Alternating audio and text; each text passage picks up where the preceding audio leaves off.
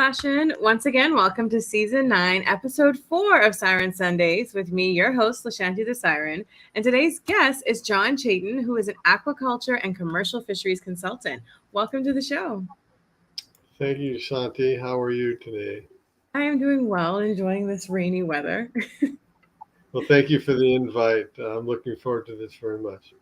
Yes, I'm definitely excited to talk to you about all things aquaculture in the Bahamas. But I especially just want to note to some of my viewers, I feel like when I discovered, you at Tropic Seafood, it was like this diamond hidden under a rock. I had like no idea that this city existed, this person existed. Like, who is this person? And as I started pulling on strings, I'm like, oh, everyone actually does know who this guy is and the work that he's been doing. So I'm super excited to just like share this gem that I found with some of my viewers and talk to you about the work that you've done so far in your career. And so I would love if you can give us just a brief introduction and a background about some of your educational and experiential work with aquaculture and even what's brought you there. Like, were you always doing aquaculture? Yeah. Okay. Well, thank you for that. I've been called a lot of things and never been called a diamond before, but thank you. I'll take that. Well, I've always been fascinated with the ocean and the seas and the movement of water and the life within water and the aquatic environment. And actually, when I was in university, I went to University of Washington in Seattle School of Ocean Sciences and Fisheries, and studied aquaculture and genetics and commercial fishing. I paid for my university years by commercial fishing in Alaska. I was actually a commercial fisherman for 23 years of my life, long time. And that has contributed significantly to my perspective on aquaculture. I feel that aquaculture can coexist perfectly with commercial fisheries. And they both have their place in the world. Of course, reliance on commercial fisheries for our food supply is not really where the future is going to be. I recognized that a long time ago when I first entered the commercial fishery field. And that's why I elected to study aquaculture, because I could see that commercial fisheries, although for thousands of years it supplied food to people all over the world, ultimately it was not as sustainable as aquaculture could be. And that turned out to be right. I mean, obviously, over 50% of the seafood production in the world comes from aquaculture. And, probably 90% of the shrimp that's consumed comes from aquaculture. Oh, wow. And salmon as well. I mean, there's still wild fisheries for salmon in Alaska, in Bristol Bay and along the peninsula and different places, southeast Alaska. However, the abundance of salmon produced in the world all comes from several places in the world: Chile, Norway, Scotland. Now it can come from North America, and both on the East Coast and on the West Coast. And that's all turning towards land-based systems that are either partially RAS, recirculated aquaculture systems, or hybrid systems, which employ both RAS technology and flow-through technology. Anyway, so I studied aquaculture at the University of Washington and genetics, and worked with shellfish for many years out in Washington State. I've worked commercially in 23 countries in the world, fished all over the world commercially. And I think I have a pretty well-rounded view on aquaculture, and I'm a very hands-on guy. I like to build my own systems, put my own systems in place. You've seen some of my work there at Tropic Seafood, where I worked for 15 years in Nassau, built a system there. We have a research facility there. It's still there today. I've since left Tropic Seafood as about a month and a half ago, and now living in Central America. So but I'm still doing consulting work, and we'll be doing that with fisheries and aquaculture until the day I die. So I love that one of our guests actually asked the question, what is aquaculture? So can you give us a definition of aquaculture? Okay. Well, I think it's the culture of living organisms in the aquatic environment.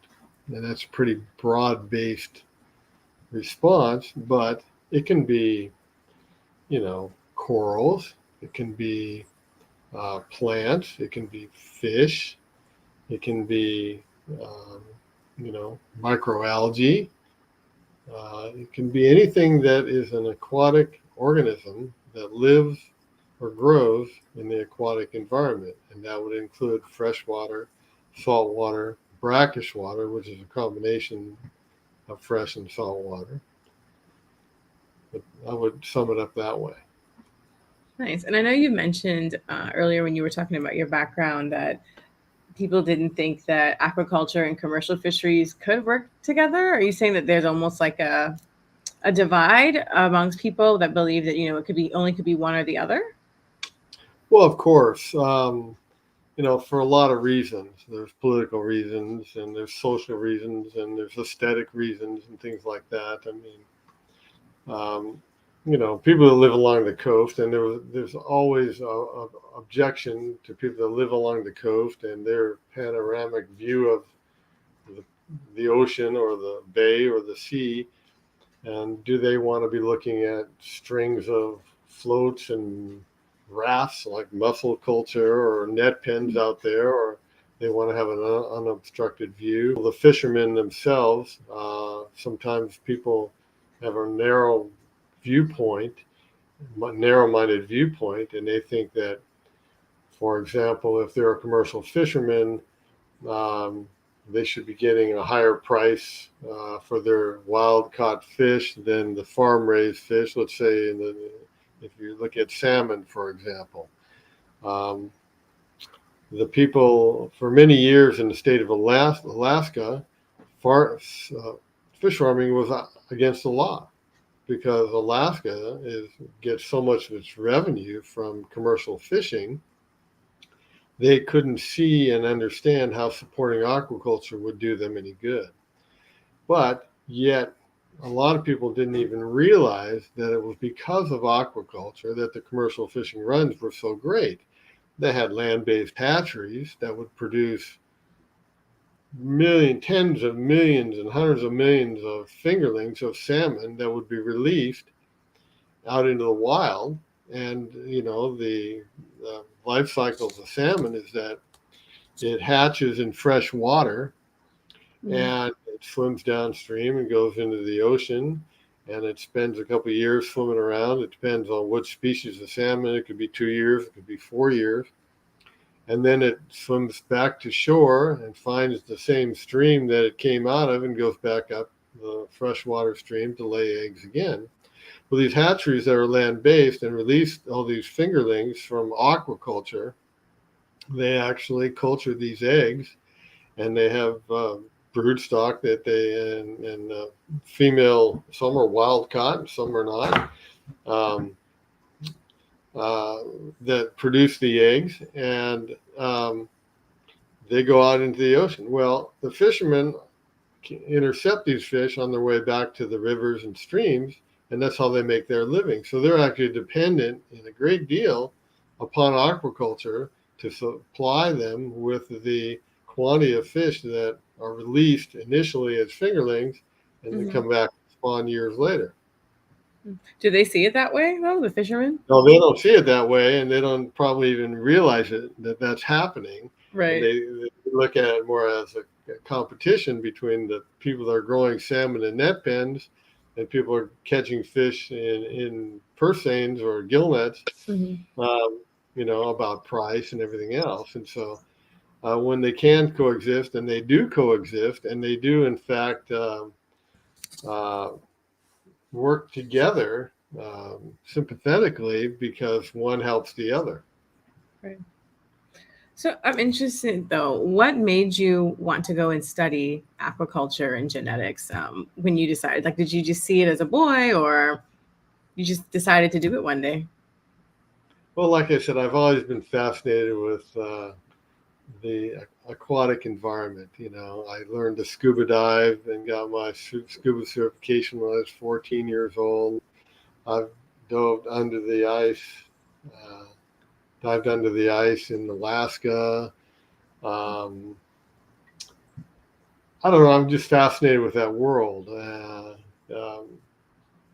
Even as a kid, when I was 4 years old, my favorite toy was this thing called Hydrobase, which was a plastic tray that had a bunch of unions and couplers, and you put them all together, and one of the pieces was a little pump, and water would move through this whole system. And every day I would take that apart and put it back together a different way and watch the water go through. So I became fascinated with water movement, water systems, hydraulic systems, Hmm. and became very proficient at building these systems on a large industrial scale. So I love how you build these systems, and they're all life support systems, like for aquaculture. So Hmm. it not only incorporates the movement of water, but the support of the life, where you have biofilters and solids removal systems and clarifiers and all these different componentry, and you stick them all in the system and keep fish alive with it. I thrive on that, designing those systems, building those systems, and throwing the switch initially when the water starts. I love that. And so, what other before we get into more of the building of the system, what are the different species you worked with? I know you mentioned shellfish and you mentioned grouper, but even if you want to be more specific about during your time here in the Bahamas, what were the main species that you worked with?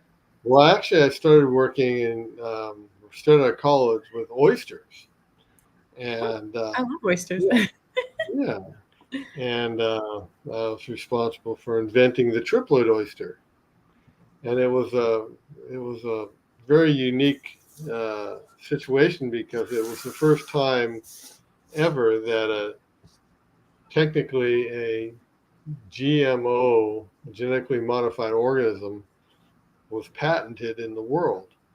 So Wow. myself and an associate of mine hold the patent on the production of the world's first triploid oyster.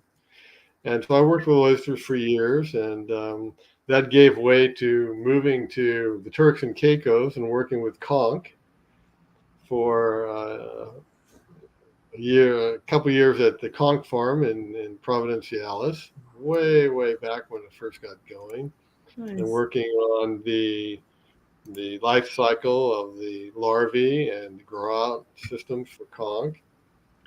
And that's where I, was really introduced to the Caribbean. And then from there, I moved down to Antigua and worked with growing wild fish and growing spiny lobster and collecting and doing a post-larval collection uh, project down there for several years.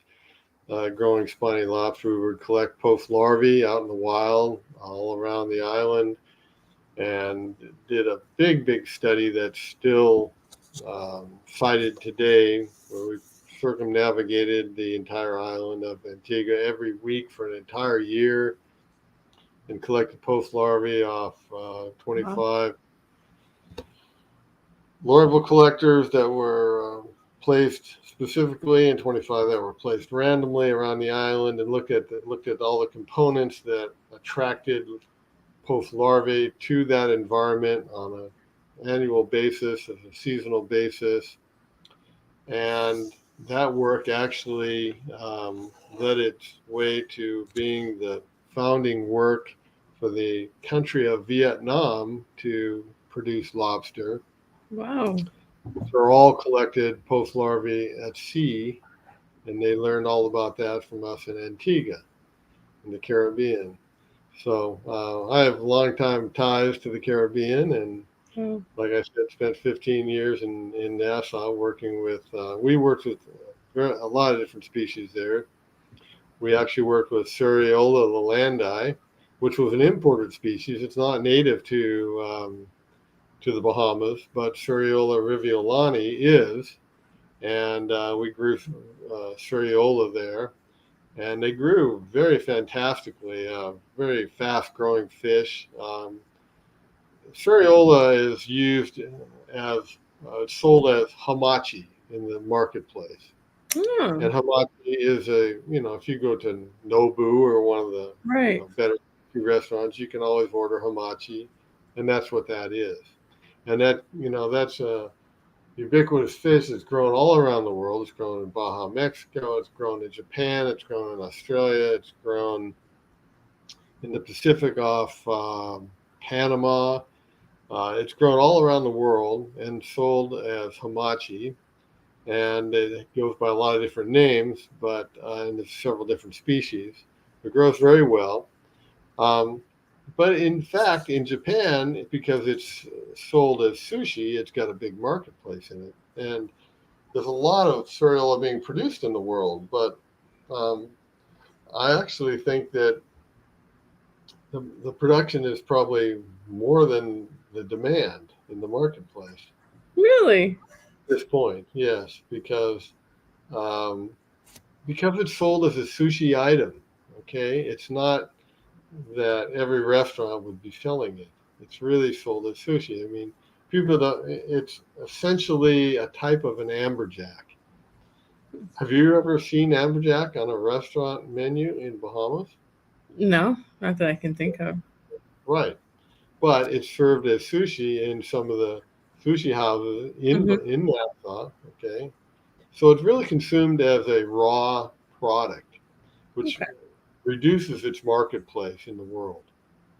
That's why I'm saying that it might be overproduced at this point, but still people are producing it and Hmm. forcing that into the marketplace. Fascinating. And I know one of the things that I thought was super cool when I finally got to see, the facility at Tropic Seafood is the fact that it's literally this system in the middle of Nassau. And so I would love for you to just start kind of walk our viewers through, this building of this saltwater facility. Like you're pumping saltwater into there from the middle, almost the middle of Nassau. Yes. Well, we recognized a long time ago that, you know, um, we wanted to do work with live seafood there. I Mhm. mean, tropic seafood is essentially a seafood processing plant with emphasis on spiny lobster. And they also do, fish, finfish, and conch, and different species of fish. But when I got there, 15 years ago, I brought the idea that we could grow fish, and that the future of the business wouldn't necessarily have to be based on wild caught fisheries. That we could potentially grow fish in the Bahamas and supply enough fish to Tropic Seafood for them to have work for their workers. There's 100 workers there essentially. Nice. So we did some analysis and discovered that if you put a well into the middle of New Providence or Nassau, essentially, um, and you went down far enough, you would hit salt water. And in fact, you don't have to go very far. The freshwater land is kind of right under the surface, and the further down you go, the more saline it becomes. Hmm. So, um, Tropic Seafood has 8 wells that run along the front of the perimeter of the building that draw brackish water up that run through a reverse osmosis system, and they produce about 160,000 gallons of potable water a day that's used for um, refrigeration, for evaporative cooling, for refrigeration, for the freezers, and not only for them, but for Cisco, Bahamas as well. So all that water is used for that. And then that's a process of reverse osmosis where they filter out the salt and they use the fresh water. Well, the salt water component goes back down another hole 1,000 feet down into the ground, Thousand essentially feet. back into the ocean. So what we discovered was that if you drill down and this happens to be right where NASA is, but essentially would work almost anywhere in NASA, on the island. The further down you go, the more saline the water gets to a point, and then you hit ocean water. So, for example, where tropic seafood is located, we would drill down to 80 feet and we'd hit pure salt water. It would become more salty the further you got. When you got down to 80 feet, then you're at 36 parts per thousand, which is the same as the ocean. Mm-hmm. And it stayed that way. And so our first well we put in was about 200 feet down, but we were in the sediment was a lot of iron right there. And the water came up and it was crystal clear, but you didn't know it. It had a lot of iron in it, and it stained our tanks orange. And the funny thing about that is that one of the technologies I brought to Tropic Seafood was live shipping of lobsters. So we started shipping live lobsters from Nassau to Asia, to Hong Kong. Wow. And we would hold them in our tanks for several days before we shipped them, and they would get stained red from the iron in the water. And so we'd send these over to Hong Kong, and the Chinese people over there went crazy because they thought, look at this bright red species of lobsters coming in. It's perfect. We love this color. Wow. Anyway, it was too much maintenance on the tanks, trying to keep the tanks going and everything. So we re-drilled the well down from 200 feet to 500 feet. And we let's see, we put another pipe down to 450 feet. So what we had was draw at the bottom of 450 feet down to 500 feet, where all the water came in, and it went up the pipe naturally because of it went to within 10 feet of the surface because of atmospheric pressure would hold it down at that point. And it essentially was at the same water level as the ocean. Okay, it was all balanced with the ocean. Yeah. So it would go up and down 2 feet a day with the tide, but really wouldn't change more than that. So we would only have to put a pump pipe down in the water 20, 30 feet to be underwater, well underwater, to pull water that was coming from 450 feet from the casing that went down to 450 feet. You know, you're pulling water from 500 feet or 450 feet from that depth up through this pipe to within 10 feet of the surface. And we had salt water all day long, unlimited supply. Wow. Yeah, and we stuck a camera down there, and there's all kinds of caves and holes and caverns and water flowing through under Nassau. So I can imagine, was there any other sort of research that came out of, this digging? You just said you guys had a camera with caves and stuff. Did you find that maybe a cave diver was very interested in seeing what was there? No, because we drilled through the calcium carbonate, through the sediment to get down there. It wasn't like you could, Jump in the well. Right, down that deep, you're not going to find those caverns or caves. But for sure, they're connected at some point, not only through the permeable calcium carbonate, which is essentially fossilized coral down there, which acted as a natural filter for the water as well. So that, if we're miles from the seashore and the water is filtering through miles of fossilized coral, there are no bugs down there. When I say bugs, animals, parasites, sea lice, sea snakes, anything out there that's going to get in. And the water that came up was crystal clear, beautiful water, except for the fact that it was at that depth anaerobic. So it didn't really have oxygen in it. So what we had to do is we designed a degasser, and we pumped that water to this degasser, which essentially stripped out. It had a kind of what do we call it, sulfur smell, like rotten eggs. Yeah. Crystal clear, but didn't smell good.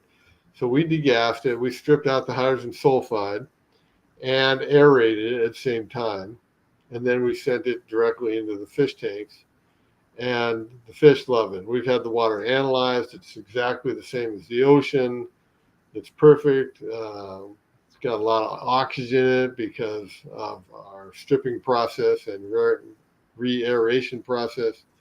And essentially, we're able to grow ocean fish, saltwater fish, in the middle of Nassau with this, by using this water. And, and I hear you talk about, all these different experiences you guys went through. And I almost said challenges, but I'm not sure how much of a challenge it was. But like with this iron and this hydrogen sulfide, did all of this happen like all in the same year? Or was this a lot of like trial and error essentially when you were starting to build this facility? Yeah. Those two things happened within the same year, probably within months of each other. And Okay. it's just, I'm always a sucker for a good challenge. And I like to think that I'm a problem solver. So we put our heads together, a team of us, and came up with these solutions and designed our own degassing system. And we still use that today, and it works really well. That's awesome. I know we do have a question for one of our guests. My wonderful Aunt Denise asks, what are these farm harvested fish fed? Well, um, a varied diet depending upon what species they are and what their use is. For example, for the last 4 years, we were focusing on growing the American red snapper, the genus Campechianus. And although that species is native to some Bahamian waters, it's not found predominantly in the Bahamas. It's found across the pond, I say across the pond, across the Gulf Stream on the Atlantic side, over near St. Augustine, anywhere from Jacksonville, maybe down to Jupiter Beach, somewhere down there, that far down. Um, and of course, all through the Gulf of Mexico, the same exact species. But it is also found occasionally up near Bimini Island as well. So that's why it is sometimes found in Bahamian waters and considered to be a natural species endemic to the Bahamas. Mm-hmm. So going back to what the fish are fed, okay. So for example, when we were raising the American red snapper, the brood stock that we had, which were the parent fish that produced, we were trying to get them to produce eggs and sperm and fingerlings for us. We're fed an all natural diet. They eat better than I do. They eat sushi every night. They had Wow. raw fish, shrimp, squid, octopus, conch, uh, krill, you name it. They had a very, very nice natural diet. Whereas their offspring that we raised commercially were fed a commercial pelleted feed, a marine diet, which is typically high protein. I think we were about 50% protein, 14% fat in the diet. Most of the big feed producers they produce it in different size pellets. Obviously, you start with a very small pellet, and then I think we eventually got up to like a 14 or 18 millimeter diameter pellet, which is about a half an inch diameter, essentially, Mm-hmm. uh, fish food. So commercially produced fish pellets. And then you can always decide if you want a floating or a sinking pellet, that sort of thing. But they were commercial fish diets. So, and I don't know if anyone might ask this, but I am curious why the difference when it comes to the brood stock versus the ones that you are feeding for commercial fisheries use. Well, obviously, it's a lot more expensive to feed a fish sushi every day. I mean, high quality sushi at Yeah. that. It wasn't like trash fish, Hmm. dumping in trash fish. They were getting, we'd go to Cisco, Bahamas and buy shrimp and, feed it to them and squid and things like that. So, Actually, I'm joking. We weren't buying it from them. We would sell them the same product that people buy to consume. Okay, Yeah. so it's the same quality level, but it's a high quality fish. And one of the things you would find that even in Atlantis, the big aquarium in Atlantis, when they feed their fish, they're feeding it high quality food. They're not just dumping in a bunch of trash fish. They buy the best seafood available for their fish because you have to keep these fish healthy. You don't want fish that are sick or weak or Hmm. dying in tanks, and neither did we. And the reason we would go to that expense was because the brood stock, and we would add other things to their diets as well to promote, egg production and things like that. Um, but you want them in the best possible condition because if they're stressed or lacking in a particular nutrient or um, dietary element, they won't produce eggs or sperm properly. Mm, interesting. So, what would you say, if it wasn't one of the challenges we talked about already, was one of the biggest obstacles or challenges you had throughout your time doing this? Wow. Is it that many or just not much? No, well, there's always challenges. There's Yeah. always the biggest challenge, really, in aquaculture today is also the reason there's so many failures Mm. in aquaculture. And that has to do with the selection of species. We grew, I didn't really go into all the species we grew there. I mentioned Seriola, grouper, snapper, but we grew other species as well. And the reason I say this is because um, the reason 9 out of 10 aquaculture ventures fail, or even more, is because they're production driven. They're not market driven. Okay. Hmm. Someone comes up with an idea to grow a fish that they can grow because they can grow that fish. They're not growing that fish because the market's calling for that fish. They're growing it because they can grow it. So they manage to get some fingerlings of that species and they grow it and they build a system and they feed it and they get it to market size. And then they look for a market. And then they realize, it's one of those moments where they realize, okay, well, maybe the market isn't as big as we thought. Maybe the price doesn't come in as high as we had hoped. Maybe the demand is not as strong as we dreamed. And all these realities become a failure of their business Wow. because they picked something that they could grow because they could grow it, not because the market was calling for it. So out of all these species we grew in tropic seafood, really the last one was the best selection.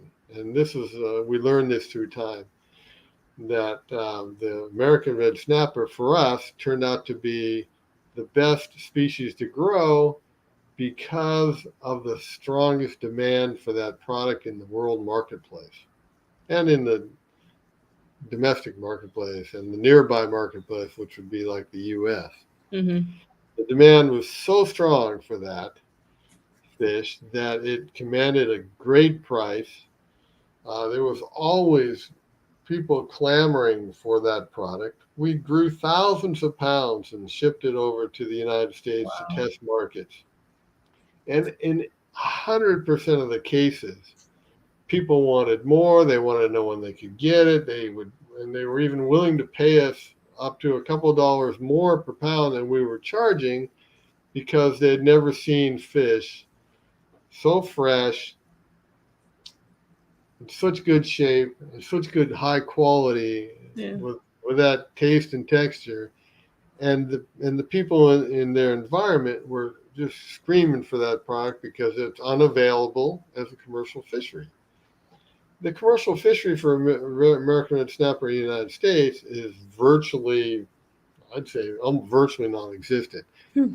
The commercial fishermen are limited so strictly to how much that they can catch. Like for example, on the Atlantic side, when there is an opener, when it's a fishery, commercial fishing opener, it's only for a couple, maybe a few weeks, and the fishermen are restricted to 75 pounds of fish per day.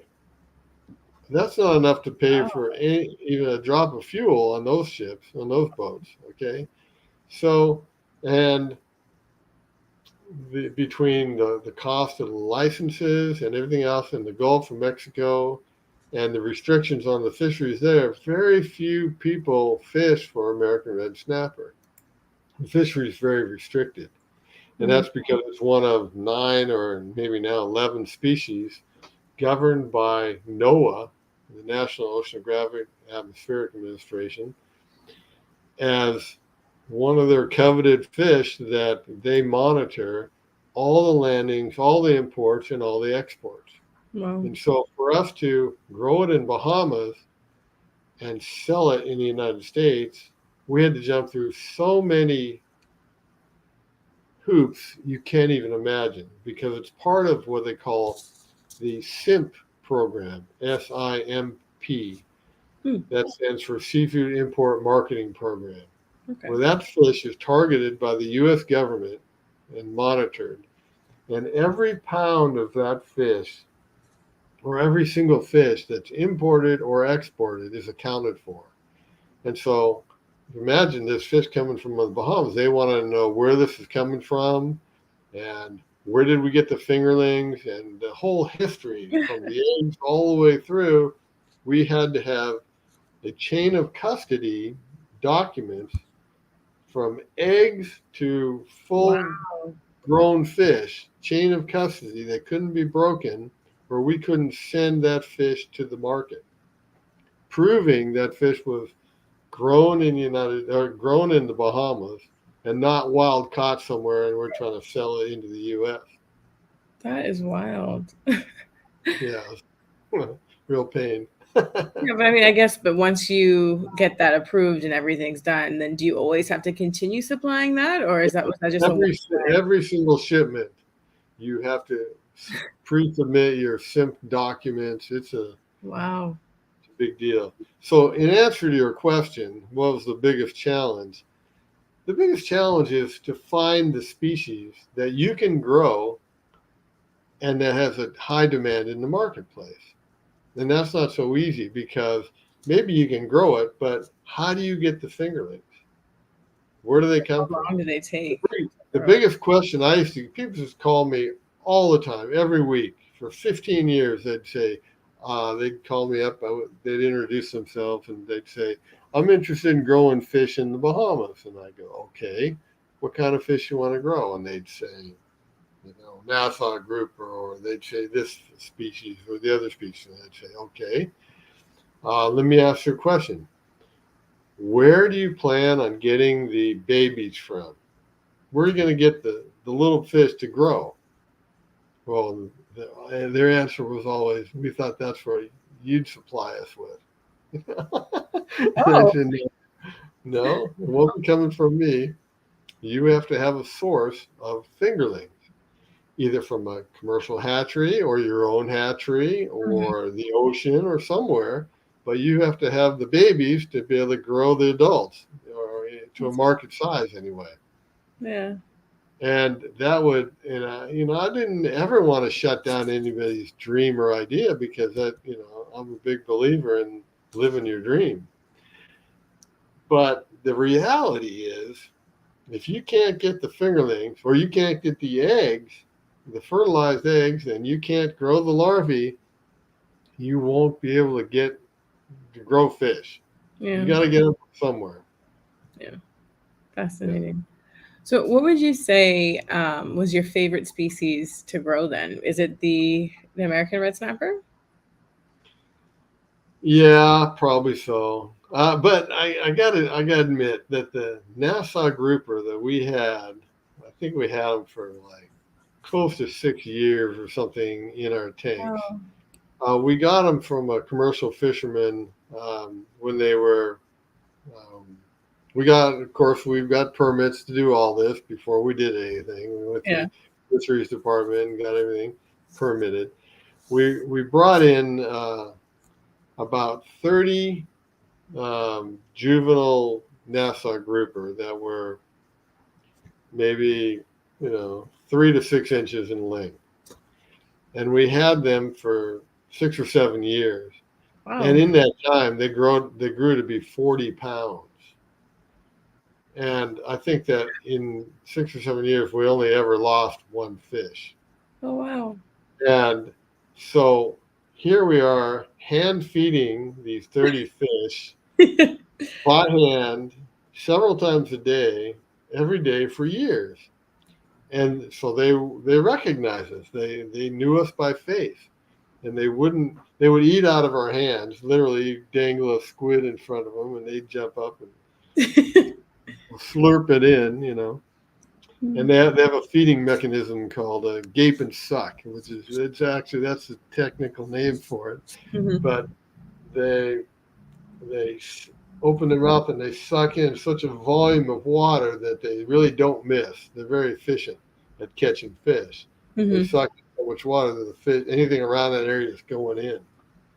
And so and then they snap their jaws closed, and it makes a real loud noise. Oh, wow. We used to feed these fish by hand every day, and of course, you feed fish by hand every day, they get to know you, and they become like your pets. So it's obvious we were never going to harvest these fish. We wanted them to spawn, and in fact, these fish were so content, and we figured out a way to help them spawn. We didn't give them any kind of hormones or anything like that. Um, but in nature, they have a spawning aggregation in the wintertime. That's why the fishery is closed for 3 months a year during the wintertime. I Mhm. think December, January, February, or something. Yeah, December Well, 1st to the end of February, whether it's the 20th or the 29th. Yeah. right, because they have these spawning aggregations where they normally NASA grouper are very independent fish. You don't see them in schools. You see them here and there in the coral Mhm. reef. You don't see them schooling except for during spawning aggregations where they come together from dozens to hundreds to thousands to have these spawning aggregations all over different places in the Bahamas, and they go back to those same places every year. And of course, you have to close the fishery then, because it would be like shooting fish in the barrel for a fisherman to Mhm. round up with a net, hundreds of fish, and make a big dent in the population. So you don't want any fishing going on then. But Yeah. our fish, and this happens pretty much once a year for those fish. Our fish were so comfortable in those tanks, all they had to do was eat and have sex. So they spawned 5 times a year in our tanks. Naturally, we had these spawning aggregations in the tanks where, where the fish would come together and they'd swim up through the water column together and chase each other and burst to the surface, and literally sperm would go flying. It was a whole orgy going on in there, all in an artificial environment, but they really loved it in there. Yeah, it And in worked. fact, at the very end, when I decided that I made the decision that NASA grouper was not a viable candidate for aquaculture, not because we couldn't grow the fish, because the larvae cycle from fertilization of the egg, that all took place very naturally in our tanks, and the hatching of the egg all took place naturally. But after the larvae hatched out of the egg, it took probably 45 days for them to 40 days, 45 days to them to become a fingerling. They go through all these different larval stages. There was so much attrition, or so much dead loss, essentially. Yeah. So the mortality was so high during that larvae cycle that it didn't seem to be commercially viable. That you'd start out with millions of eggs and you'd end up with less than a dozen fish. And Oh. we brought in scientists from all over the world, from the University of Miami, from different places, experts with this. In fact, we even shipped fertilized grouper eggs out to several universities for people to study this. Mhm. And this has been studied for 40, 50 years now, and nobody's really been able to crack this as to why the survival is so low. Interesting. Now, in other species of grouper, like, for example, in hybrid grouper over in Asia, it's a different story. They have very great success. But with this particular species, the Strombus, let's see, what is it? Epinephelus striatus is the NASA grouper. Mm-hmm. Epinephelus striatus, we just weren't as successful as we need to be for a commercial project. I mean, you can't have less than 1% survival and think you can do this commercially. Yeah. We really need to be, minimally 10% survival, because they produce millions of eggs, so 10% is still a lot of fish. Mm-hmm. Mm-hmm. But in nature, it's probably well below 1%. It's probably well below 1/100%. Wow. Because when they produce millions of eggs, if 10% survive, there'd be nothing but Nassau grouper everywhere you looked in the ocean. And since it's not that way, you realize that survival of the eggs in nature is very low as well. Mm-hmm. And that probably has a lot to do with our success as well. I mean, you can only fight nature so much. You really have to work with it. Mm-hmm. So we thought that would be best to work with a species that was more conducive to successful larviculture. So we switched over to the American red snapper. But the story had a great ending, because we took all the Nassau grouper, and we knew that they still had their natural instinct to feed, to go after prey, right? Mm-hmm. They weren't just sitting around fat and lazy and only eat out of our hands. If you threw a fish in there, like a live fish, they would go after it. So we knew they had that instinct. So we brought them out to Jaws Beach in Finch, and we carried them out. These are 40-pound fish. We carried them out to the water index, and we put them in the water, and we set them free.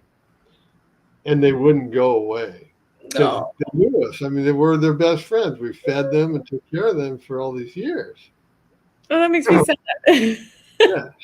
We got in the water. It's a great story. We got in the water with them, and we swam with them, and we videotaped them, and they came up, and we would rub their backs and rub their bellies, and, be real friendly with them, give them some loving. And eventually, we said goodbye. We came out of the water, and they swam off.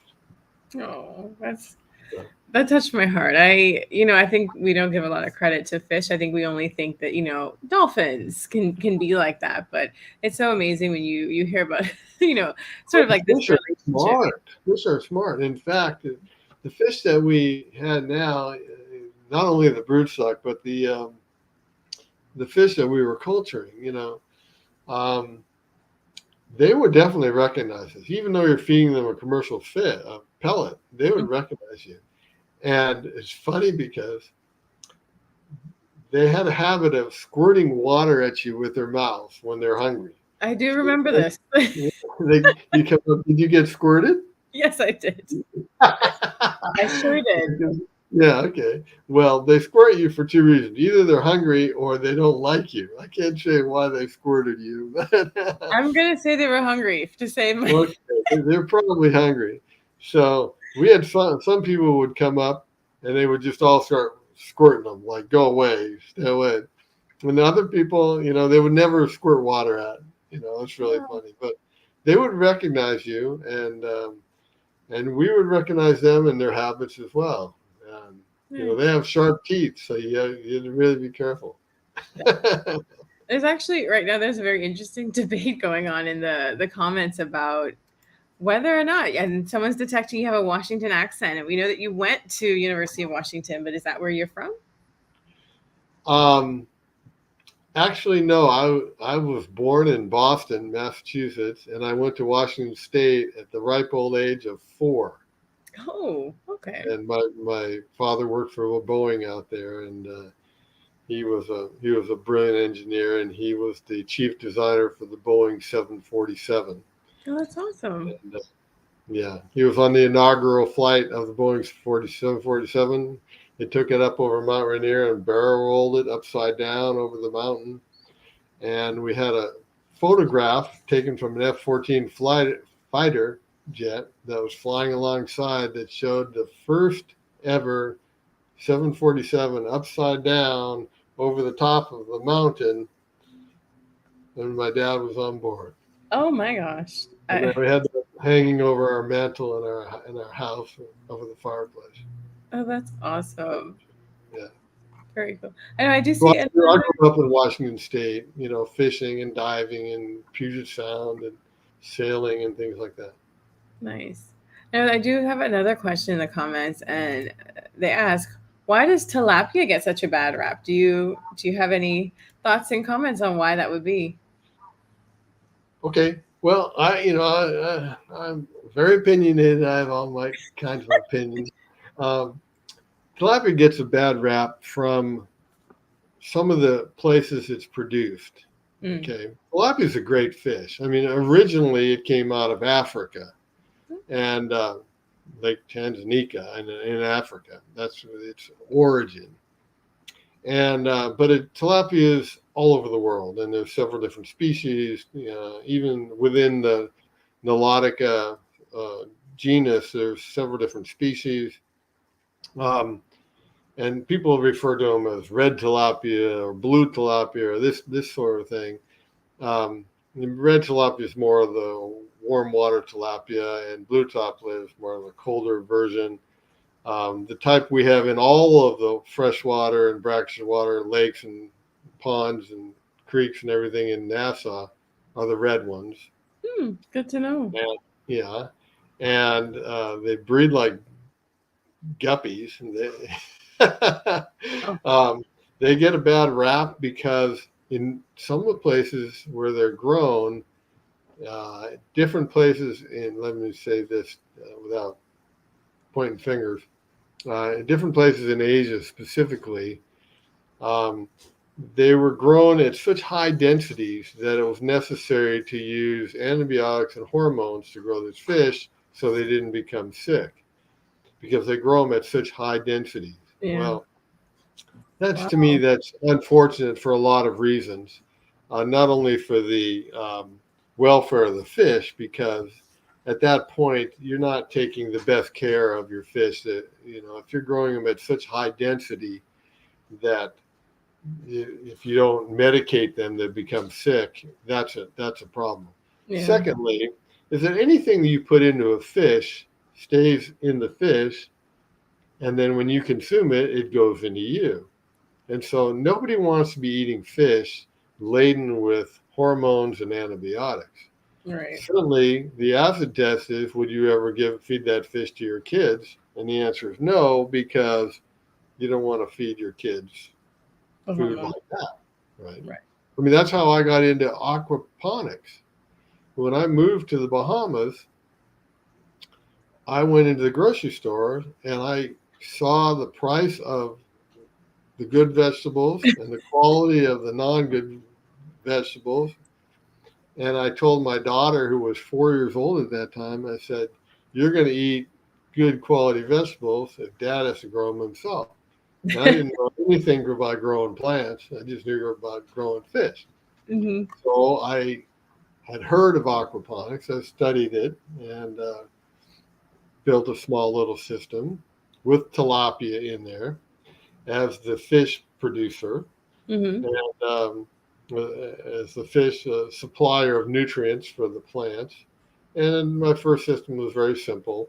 And, the whole concept is that with aquaponics, the fish waste stream, which is basically ammonia, gets converted into nitrogenous components. It goes through the nitrogen cycle. It becomes ammonia, turns to nitrites and then nitrates, and nitrates are the fertilizer for the plants. And so the plants suck all the nitrates out of the water and clean the water for the fish, and the water just goes round and round between the two. And that system worked out so well, and I was growing so many vegetables and herbs and fruits and everything with aquaponics that I decided to push the limits and see what I could grow and what I couldn't grow in aquaponics. And I was growing fruit trees. I was growing bananas out of 4 inches of water. What? Oh yeah, papayas, all kinds of fruit growing in aquaponics. Pretty cool.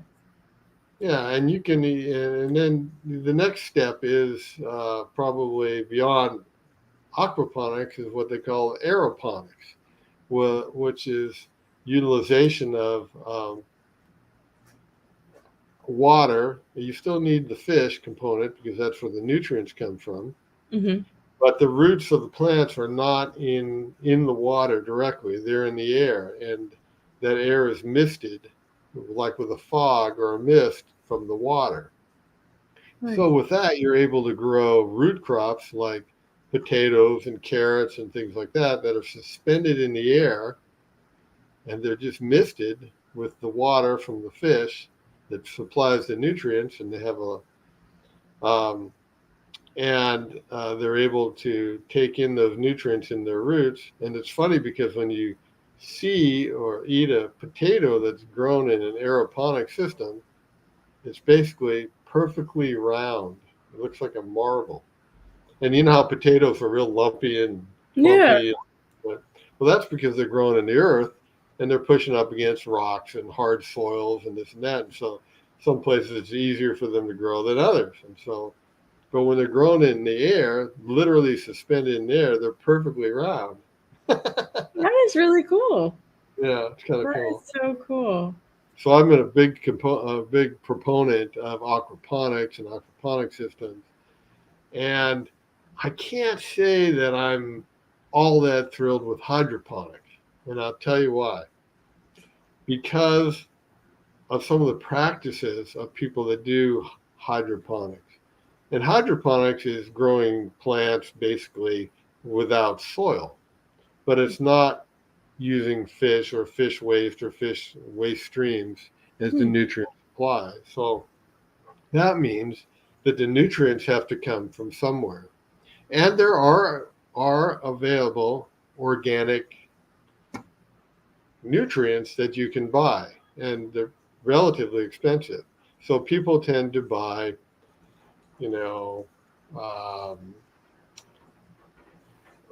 phosphates and nitrogens that are synthetic, and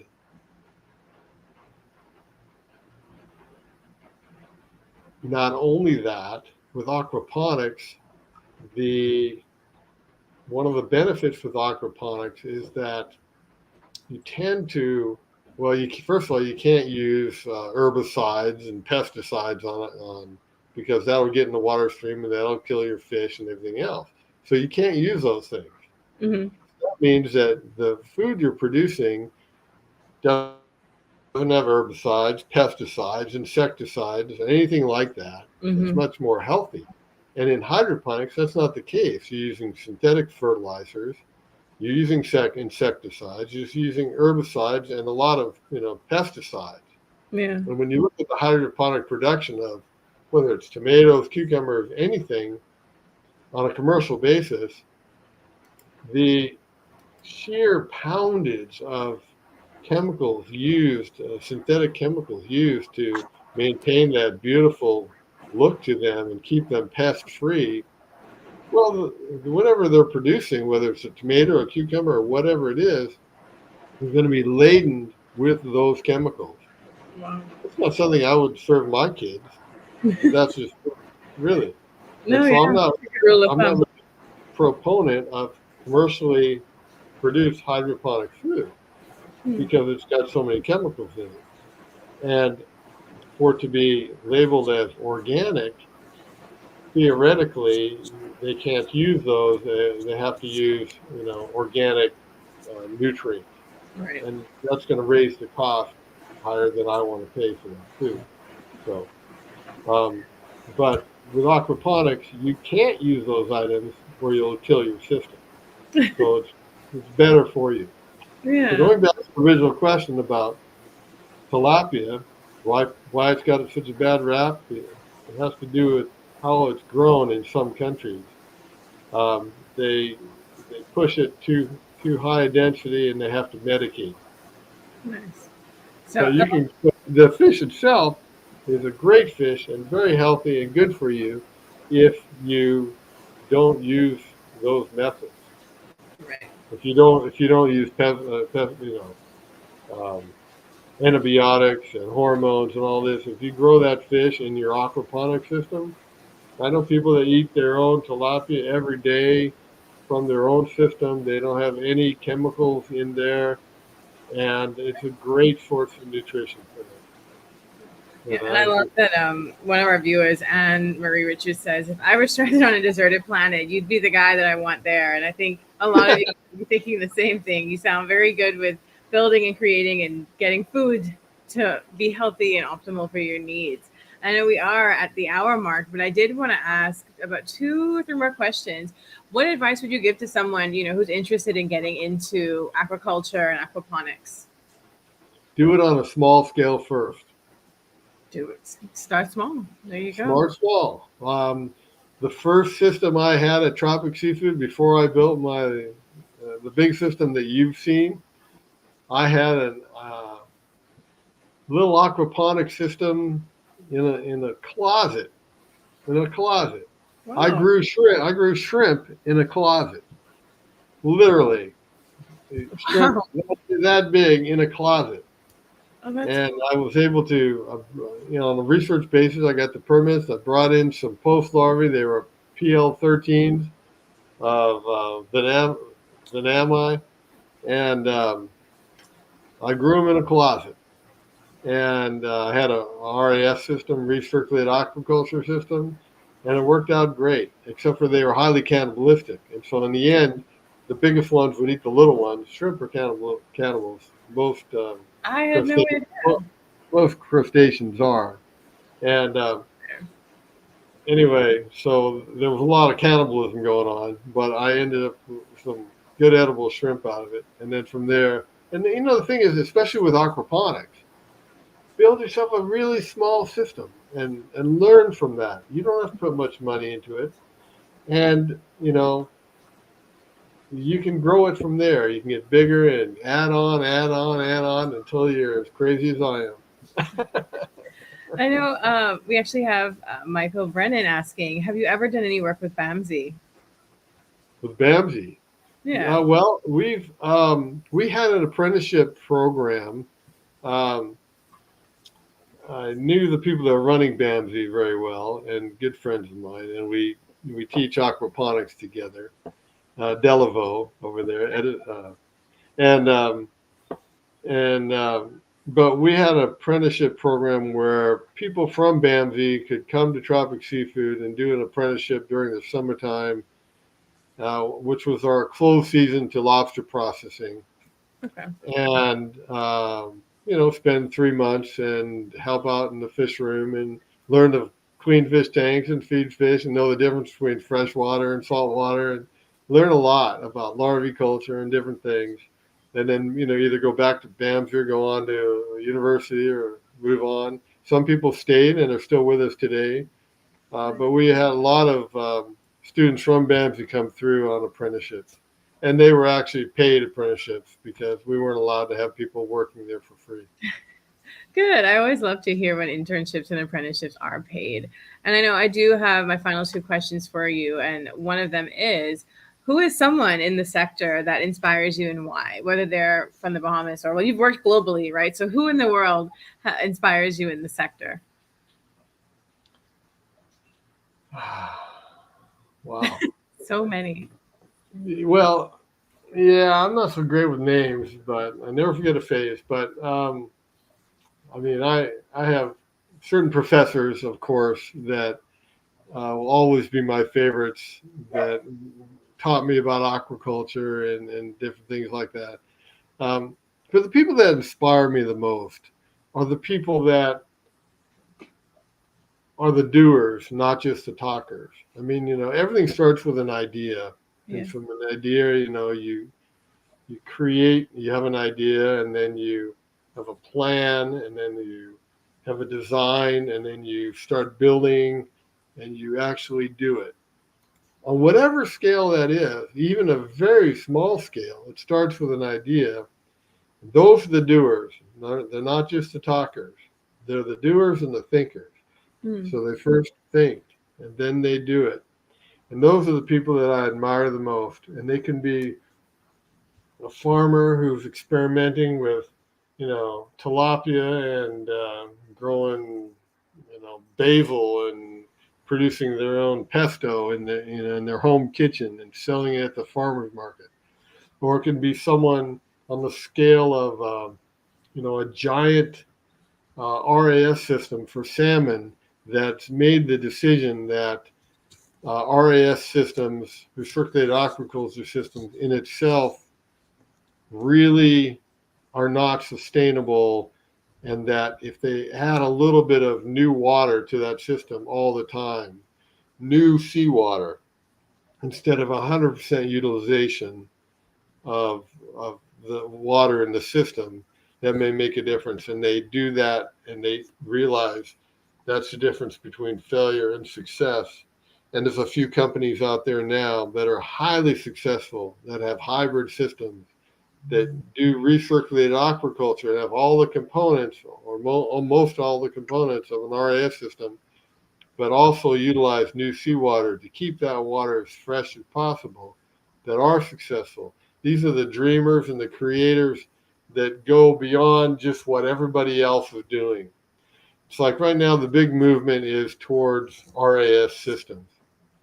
But if you look at the leaders in the industry, they've gone to RAS systems and they've passed that. Now they're going to hybrid systems. And hybrid systems is what we have at Tropic Seafood. It's a recirculated aquaculture system, but we have new water coming in all the time because we realized years ago that for a lot of reasons, fresh seawater is, you can't really compete with Mother Nature. And, Mother Nature has a way of keeping the oceans clean.